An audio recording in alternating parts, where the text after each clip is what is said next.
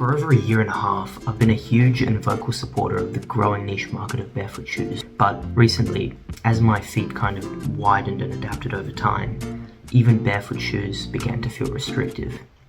So I wondered, why not no shoes? So I started trail running with no shoes, and yeah, that didn't really turn out so well. The reality is that the human foot just isn't really designed to withstand hardened limestone trails, rocks, glass, and like the odd upturned used needle hiding in the sand. So that kind of made me wonder, does a category exist that's just a little bit more minimal than barefoot shoes, but a little bit more protective than just hitting it raw? What the f***? Straight out of the Czech Republic, Skinner's Comfort 2.0 are currently the most refined shocks, or shoe socks, that I've found. Just imagine the socks they give you at a trampoline park, just on steroids. The upper is like what you'd expect on a normal, high-quality sock, with a sole that kind of reminds me of the material you'd find on the floor of a playground. Unfortunately, Skinner's doesn't actually ship to Australia, which is a massive bummer for anyone like me that lives on this f***ing island. But luckily I still found them on Amazon for 112 Australian dollars. They at 73 American. Okay. And that makes these either seriously overpriced socks or ridiculously cheap shoes. Just depends on what your use case is. The fit on these is pretty excellent. There's honestly not that much to say. If you've ever worn socks before, that's what these feel like. Guys, be sure to go down into the comments and tell me, have you ever worn socks before? I do really appreciate how tight the seal is around the ankle, which means that these keep sand out better than any shoe I've had before. A complaint I do have is these do get really, really hot. If you live somewhere cold, this is probably a bonus, but for me, I'm in a bit of a sort of temperate climate. These do get incredibly sweaty, especially when doing sports, and I'll talk a little bit more about why this is such a problem later in the video.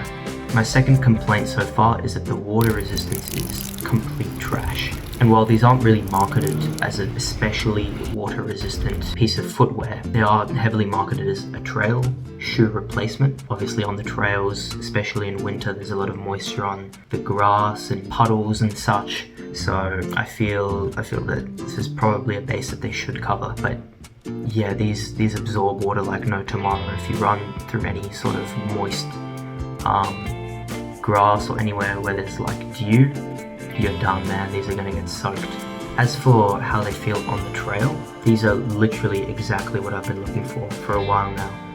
They provide just enough protection to kind of mask the worst of the pain that you get from running on pretty gnarly surfaces. So, you know, I don't get slowed down by whatever terrain I'm running on, unlike when I'm completely barefoot, where I'm possibly wincing every step if I'm landing on rocks. Yeah, so they have just enough protection, but they pretty much feel as barefoot as you're ever going to get while wearing a piece of footwear.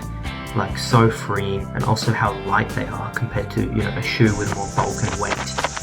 It's completely noticeable. You just feel so much more agile. You feel that your feet can respond so much faster, you know, especially when you're going like downhill on some technical trail and you need to make corrections and stabilize, you know, make the differences really noticeable. If you're anything like me, durability is a pretty big concern for you. I've been running for the last year and a bit, so I'm painfully aware of how long a shoe is going to last me, especially when receiving a pounding day in, day out. So just for reference, this is my previous trail shoe, the Vivo Barefoot Trail 2 FGs. And yeah, just to show you what they've been through after a little over a year of wear.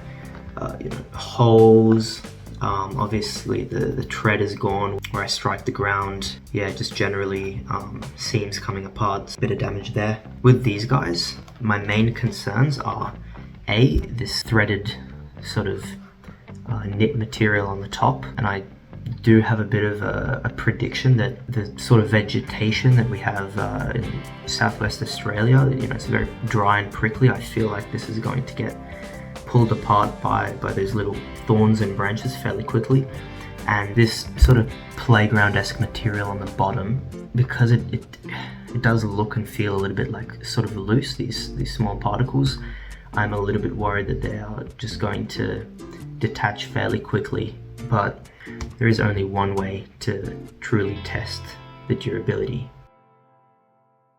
Oh, big fuck off hill. Great. Last hill. Holy shit.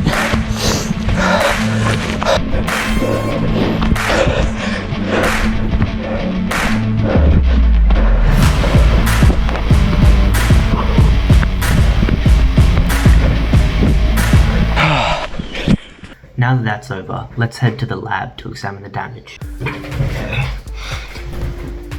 What's a scientist meant to look like?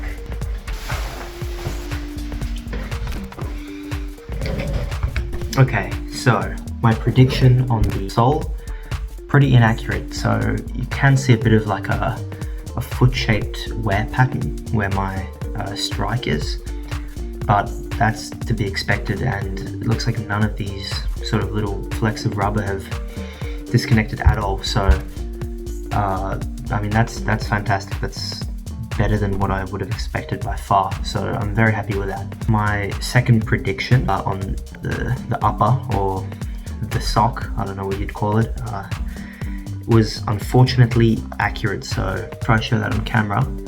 You can see that the knit has actually started to come apart in some areas. So yeah, it's kind of fluffing up in certain areas, and that's like I predicted because of those very close sort of thorny plants, you know, narrow trails kind of picking at it and scraping against it. So I don't know long term what the damage is going to look like, you know, whether these pieces kind of just scrape off and, you know, don't really cause any further damage, or if it keeps you know, progressing. That might be something to look into in a follow-up video. Not really the best result, but something to keep in mind is that, you know, this damage was caused by a very sort of extreme scenario, and, you know, just using it casually, I couldn't have reproduced any of this damage at all. I'm gonna take this off. I think this is gonna destroy my eyes.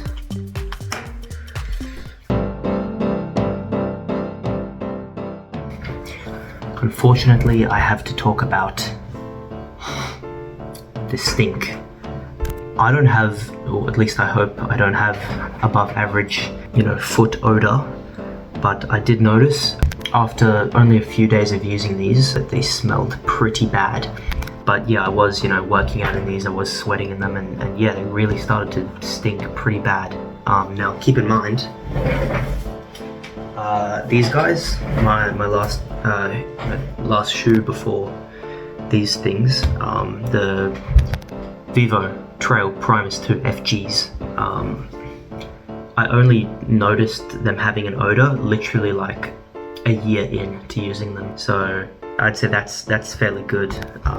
And yeah, these only a few days. Obviously there is a bit of a fault to the material that they're using, combined with the poor sort of ventilation and temperature issues that I mentioned earlier in the video. So yeah, they do get very stinky very quickly, and because they are machine washable, I opted to chuck them in the washing machine, and even after that, the smell hadn't gone away, and the only thing that did make it go away eventually was soaking them in water mixed with detergent and cycling through that process like 3 times, and yeah, then it was gone. So that is pretty disappointing, considering how much I like this product. If you watched my first shoe review on the Sowaro Vitality 3s, you'll already know that I'm socially awkward as f***, and wearing these in public obviously poses a whole new confidence challenge for me. Not only that, they might not even be allowed in areas where enclosed shoes are required, you know, such as school or work. So I had to test this to find out if they could be used as a daily wear. Oh, how are you guys doing today? Good, thanks. How are you? Is there anything special going on? Anything that would warrant a reaction? Quite a serious reactive response. I like your feet. I like your Wait, give us a thumbnail. Put your feet up here. Oh yeah, wait. Alright, thanks guys. Thanks for the reaction. But on a serious note, I've been wearing these to school on and off for about 2 weeks, and no one really cares.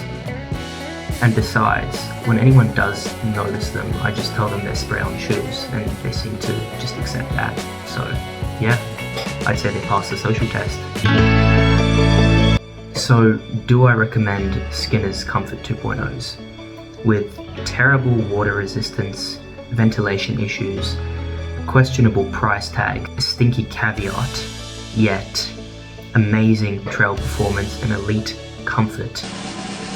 My answer is yes, but this really depends on your unique use case. For me, the performance on trails alone makes these worth it, but I do have to say, if you have especially sweaty or stinky feet, these are not for you. Well, that's all for today's video. Thank you very much for watching. So far, Skinner's isn't responding to my emails, so I don't have any discount codes for you guys, but I have left a link to the Comfort 2.0s down in the description. As always, thank you dearly for watching. This is still a really small channel, so any bit of engagement is really appreciated. And on that note, I hope you have a fantastic rest of your day wherever you are, and I'll hopefully see you in the next one. Bye. Come here. Good boy.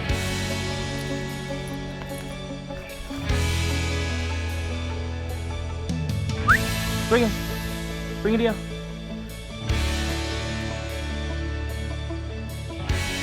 Yeah. Come on. Come on.